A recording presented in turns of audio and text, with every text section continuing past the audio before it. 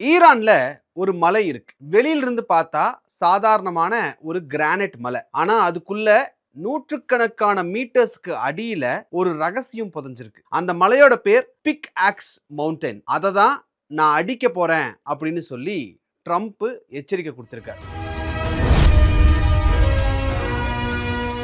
வணக்கம் நேர்களே. 2020க்கு முன்னாடி ஈரான்ல நாட்டன்ஸ் அப்படின்ற இடத்துல ஒரு ஃபேக்டரி இருந்துச்சு. அந்த ஃபேக்டரி சென்ட்ரிஃபியூஜ் எல்லாம் தயாரிக்கிற ஃபேக்டரி. சென்ட்ரிஃபியூஜ் அப்படின்னா இப்ப யுரேனியம் சுத்தப்படுத்துற மெஷின் அப்படின்னு வச்சுக்கோங்களேன். நியூக்ளியர் ப்ரோக்ராமுக்கு இதுதான் ஆக்சுவலா ஹார்ட். சோ யுரேனியம் இருக்கு, அது ஒரு டியூப்ல போட்டு சுத்த விட்டாங்கன்னா நடுவுல அந்த யுரேனியம் உடைய அந்த ஆட்டம் இருக்குல்ல, அது வரும். அதை கான்சென்ட்ரேட் பண்றதுக்காக அதை மட்டும் அவங்களால தனியா எடுக்க முடியும்ன்றது நம்ம புரிஞ்சுக்கிற அளவுக்காக நான் ஒரு எக்ஸாம்பிளா சொல்றேன். சோ இந்த ஃபேக்டரி ஒரு தர மேல, அதாவது ஓபன் ஸ்பேஸ்ல இருந்துச்சு. சேட்டலைட்ல தெரியும், எல்லாருக்கும் அதை வந்து அட்ரஸ் பண்ண முடியும் அப்படின்ற சிச்சுவேஷன் இருந்தது. 2020 ஜூலை 2ஆம் தேதி திடீர்னு அந்த ஃபேக்டரியில ஒரு பாம் பிளாஸ்ட் நடக்குது. ஃபேக்டரி கம்ப்ளீட்டா சின்னாபின்னமாகுது. யார் பண்ணது அப்படின்னு பார்த்தா இஸ்ரேல் ஒரு ஆபரேஷன் நடத்தினதா உலகம் முழுவதும் ஒரு பேச்சு இருக்கு. அதை நம்புறாங்க. வார் எதுவும் பண்ணாம ரகசியமா உள்ள நுழைஞ்சு அட்டாக் பண்றதுன்னு புரிஞ்சுப்போமே.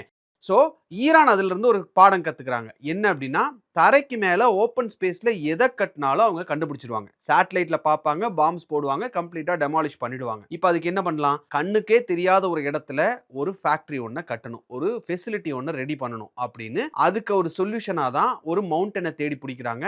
அந்த மவுண்டன் பேர் தான் பிக் ஆக்ஸ் மவுண்டன். அதே 2020ல உடஞ்ச ஃபேக்டரிக்கு பக்கத்திலேயே இருந்த ஒரு கிரானைட் மலையை செலக்ட் பண்றாங்க. அந்த மலைக்குள்ள ஒரு டனல் தோண்ட ஆரம்பிக்கிறாங்க. எவ்வளவு ஆழம்னு பாத்தீங்கன்னா, மலை உச்சியிலிருந்து சுமார் 100 மீட்டர், அதாவது கிட்டத்தட்ட ஒரு 30 மாடி பில்டிங்க தலைகீழா இப்படி திருப்பி புதைச்சு வச்சா என்ன ஹைட் வரும், அந்த மாதிரி ஆழத்துல ஒரு கருங்கல் பாறை மூலமா செய்யப்பட்ட ஒரு கடினமான ஒரு டனல் ஒண்ணு ரெடி பண்ணி உள்ள ஒரு 100 மீட்டர் டீப்ல ஒரு ஃபெசிலிட்டி ஒண்ணு கட்டுறாங்க. ஏன் இந்த மலை இவ்வளவு ஸ்ட்ராங்கா கட்டுறாங்கன்னு பார்த்தா, 100 மீட்டருக்கு கீழே கட்டுறதுக்கு முக்கியமான காரணம், சேட்டலைட்ல இருந்து பார்த்தா தெரியக்கூடாது, வெறும் மலை மாதிரி தான் தெரியணும், உள்ள என்ன நடக்குதுன்னு தெரியக்கூடாது. பாம் போட்டா எந்த விதத்திலயும் டெஸ்ட்ராய் ஆகக்கூடாது. பொதுவா இந்த மாதிரி உள்ள இருக்கிறது எல்லாத்தையும் அழிக்கிறதுக்கு பங்கர் பஸ்டர் பாம் அப்படின்னு சொல்லி ஒன்று போடுவாங்க. பங்கர் பஸ்டர் பாம் போட்டா கூட இவ்வளவு ஆழத்துல எந்த அட்டாக்கும் நடக்கக்கூடாதுன்றதுக்காக அந்த மலைக்கு கீழே 100 மீட்டருக்கு கீழே வந்து அந்த ஃபெசிலிட்டியை ரெடி பண்றாங்க. உலகத்தோட மிகச்சிறந்த சக்தி வாய்ந்த பங்கர் பஸ்டர் பாம்ஸ் கூட இதை முழுசா அழிக்க முடியாது அப்படின்னு ஈரான் ரொம்ப ஸ்ட்ராங்கா நம்புறாங்க. இப்ப ட்ரம்ப் ஒரு த்ரெட் கொடுக்குறாரு, ஓப்பனா ஒரு த்ரெட் கொடுக்குறாரு. என்ன அப்படின்னா, இவங்க பேச்சுவார்த்தைக்கு வரல அப்படின்னா நான் தொடர்ந்து அடிச்சுக்கிட்டே இருப்பேன், அவங்களுடைய நியூக்ளியர் ஸ்பேசஸ் அடிப்பேன், தண்ணி அண்ட் கரண்ட், இந்த மாதிரியான தேவையான விஷயங்கள் எல்லாத்தையும் அடிப்பேன் அப்படின்னு சொல்லி சொல்றாரு. அதுல முக்கியமா அவர் சொல்றது, பிக்காக்ஸ் மவுண்டனையும் நாங்க அடிப்போம், Iranians be ready for it அப்படின்னு அவர் சொல்றாரு. அந்த மலையோட ரகசியம் என்ன அப்படிங்கிறது ஈரானுக்கு மட்டும்தான் ஆக்சுவலா தெரிஞ்சது. ஆனா ரிப்போர்ட்ஸ் நிறைய வந்திருக்கு அதுல இருந்து. அந்த ரிப்போர்ட்ஸ் எல்லாம் என்ன சொல்லுது அப்படின்னா, இந்த பிக்காக்ஸ் மவுண்டன் அப்படிங்கிறது டெஹ்ரானுடைய சதர்ன் பார்ட்ல இருக்கு. ஆனா இது ஒரு சாதாரண மிலிட்டரி பேஸ் கிடையாது, ஈரானுடைய மிக மிக பாதுகாக்கப்பட்ட ஃபெசிலிட்டிஸ்ல ஒன்னு. அந்த மலையை சுத்தி இருக்கக்கூடிய இடங்கள்ல ஒரு சின்ன டனல் காம்ப்ளெக்ஸ் ஒன்று கட்டியிருக்காங்க. அது கம்ப்ளீட்டா சீல் பண்ணப்பட்டிருக்கு. உள்ள என்ன இருக்குன்னு தெரியாது. ஆனா ஈரான் கிட்ட என்ரிச்டு யுரேனியம் இருக்கலாம் அப்படின்னு ஒரு சந்தேகம் இருக்கு அப்படின்றதுனால அந்த அதர் சைடு இதை சீலும் பண்ணி வச்சிருக்காங்க. அப்படிங்கிறதுனால ஈரானுடைய 440 kilo of 60% enriched uranium stockpile, அந்த பெரும் பகுதி இதுக்குள்ளதான் இருக்கு அப்படின்னு அமெரிக்கா நம்புது. 60% அப்படிங்கிறது வெப்பன் கிரேட், அதாவது நியூக்ளியர் பாம் பண்றதுக்கு என்ன ஒரு லெவல் ஆஃப் யுரேனியம் வேணுமோ அதை விட ஒரு ஸ்டெப் கீழே நம்ம புரிஞ்சுக்கலாம். யுஎஸ் இன்டெலிஜென்ஸ் ரிப்போர்ட்ஸ் எல்லாம் என்ன சொல்றாங்க அப்படின்னா, இந்த ஃபெசிலிட்டி மலைக்கு உள்ளேயே தோண்டப்பட்டிருக்கு.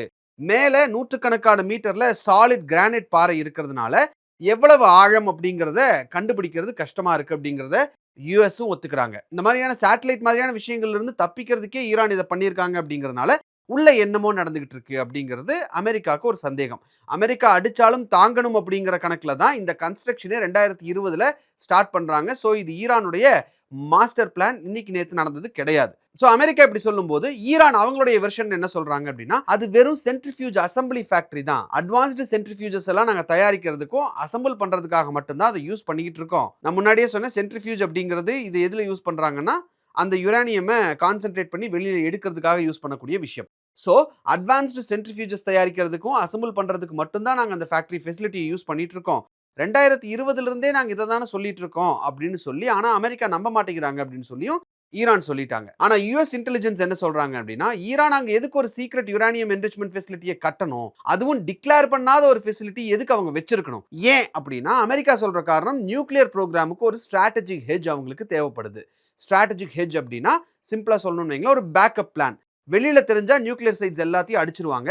மலைக்கடியில ரகசியமா வச்சுக்கிட்டோம் அப்படின்னா உள்ள என்ன நடக்குதுன்னு தெரியாது, வெளியில யாருக்கும் தெரியாது, எந்த வெர்ஷன் உண்மை அப்படிங்கிறது யாருக்கும் தெரியாது. நாம் என்ன சொல்றோமோ அதுதான் உண்மை அப்படிங்கிறதுனால தான் மலைக்கு கீழே அவங்க ஒரு ஃபெசிலிட்டியை கட்டி இந்த நியூக்ளியர் பாம்ஸ் ரெடி பண்றதுக்கான வேலையில யுரேனியம் என்ரிச் பண்ற வேலையில ஈடுபட்டு இருக்காங்க அப்படிங்கிறது அமெரிக்கா சொல்லக்கூடிய விஷயம். அமெரிக்க அதிபர் ட்ரம்ப் ஒரு இன்டர்வியூ கொடுக்கும்போது சொல்றாரு, அதுல வந்து we are going to take out Pickaxe Mountain, tell the Iranians to be ready அப்படின்னு சொல்றாரு. பிக்காக்ஸ் மவுண்டன் அடிக்க போறேன், இரானியன்ஸை ரெடியா இருக்க சொல்லுங்க அப்படின்னு சொல்லி ஒரு ஓபன் த்ரெட்டே கொடுக்குறாரு. ஆனா சொல்லும் போது இன்னொன்னு சொல்றாரு, பிக்காக்ஸ் மவுண்டனை நாங்க க்ளோஸா வாட்ச் பண்ணிட்டு தான் இருக்கோம், அந்த ஃபெசிலிட்டியை சுத்தி எந்த ஒரு ஆக்டிவிட்டியும் தெரியல அப்படின்னு அவர் சொல்றாரு. அப்புறம் ஏன் அடிக்கணும் அப்படின்னு பார்த்தா, இப்ப அதை தவிர ட்ரம்புக்கு வேற வழி இல்ல. எல்லா இடங்களையும் அடிச்சாச்சு. ஈரான் சரண்டர் ஆவாங்கன்னு பார்த்தாங்க, ஆகல.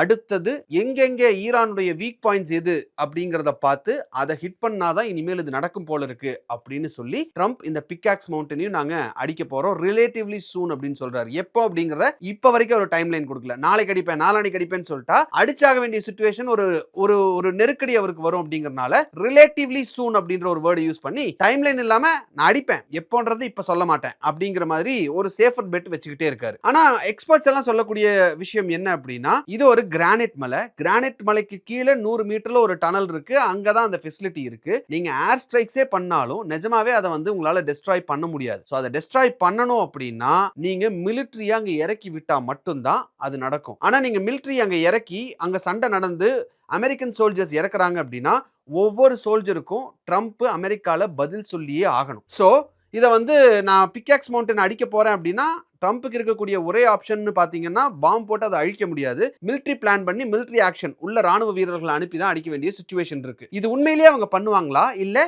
ஈரானை நான் அடிச்சிருவேன் கவனமா இருன்னு சொல்லி அந்த நெகோசியேஷன் டேபிளுக்கு கொண்டு வர்றதுக்கான ஒரு பிரஷர் டாக்டிக் போடுறாரா அப்படிங்கிறது எல்லாருமே கேட்கக்கூடிய கேள்வி. ஆனா எவ்வளவுதான் பிரஷர் போட்டாலும் ஈரான் அதுக்கு மசீர மாதிரி தெரியல. ஆனா அந்த அதர் சைடு மிலிட்டரி ஆக்ஷன் எடுக்கிறதுக்கு ட்ரம்ப் இப்ப இருக்கக்கூடிய சிச்சுவேஷன்ல அதை பண்ணுவாரா அப்படிங்கிறது ஒரு மிகப்பெரிய கேள்வியா இருக்கு. 4 மாசமா இந்த வார் நடந்துட்டு இருக்கு. பிளாக்கேட் பண்ணிருக்காங்க, ஸ்ட்ரைக்ஸ் பண்ணிருக்காங்க, த்ரெட்ஸ் எல்லாமே கொடுத்துக்கிட்டே தான் இருக்காங்க. ஈரான் இன்னும் சரணடையல. இப்போ பிக்காக்ஸ் மவுண்டன் த்ரெட் கொடுத்திருக்காங்க. இது இந்த ஈரான் யுஎஸ் வார்ல ஒரு புது சாப்டரா மாறி நிக்குமா, இல்ல ட்ரம்ப்புடைய பிளே புக்ல இது அடுத்த சாப்டரா அடுத்த பக்கமா இருக்குமா அப்படிங்கறத ட்ரம்ப் நீ அடுத்து எடுக்கக்கூடிய ஒரு முடிவுல தான் இருக்கு. ஆனா ஒண்ணு மட்டும் நிஜம், இந்த மலைக்கடியில என்ன இருக்கு அப்படிங்கிறதுக்கான கிளாரிட்டி அமெரிக்காவுக்குமே கிடையாது. அந்த அதர் சைடு அந்த பிக்காக்ஸ் மவுண்டனை அடிச்சிருவேன், அங்கதான் நீங்க யுரேனியம் என்ரிச் பண்றீங்க, அங்கதான் நீங்க நியூக்ளியர் வெப்பன்ஸ் எல்லாம் பண்றீங்கன்ற மாதிரியான விஷயங்கள்லாம் அமெரிக்கா சொல்றாங்கல்ல, என்னன்னே தெரியாம என்னன்னே ஒரு கிளாரிட்டி இல்லாம அதை நான் அடிச்சிருவேன் அப்படின்னு தொடங்கப்பட்டது தான் இந்த ஈரான் யுஎஸ்ஏ வார் அப்படிங்கிறத நம்ம மறந்துடக்கூடாது. ஸோ இந்த பிக்காக்ஸ் மவுண்டன் என்ன அப்படிங்கிறத ரொம்ப கிளியரா உங்களுக்கு நான் எக்ஸ்பிளைன் பண்ணியிருக்கேன். இந்த வீடியோ இன்ஃபர்மேட்டிவா இருக்கு அப்படின்னு நீங்க நினைச்சீங்கன்னா இந்த வீடியோவை ஸ்கூல் ஸ்டூடெண்ட்ஸ் அண்ட் காலேஜ் ஸ்டூடெண்ட்ஸ்க்கு ஃபார்வர்ட் பண்ணுங்க. Let them know what is happening in the world. And இந்த வீடியோ உங்களுக்கு பிடிச்சிருந்தா இந்த வீடியோவை லைக் பண்ணுங்க, ஷேர் பண்ணுங்க, கமெண்ட் பண்ணுங்க, சப்ஸ்கிரைப் பண்ணுங்க. தேங்க்யூ.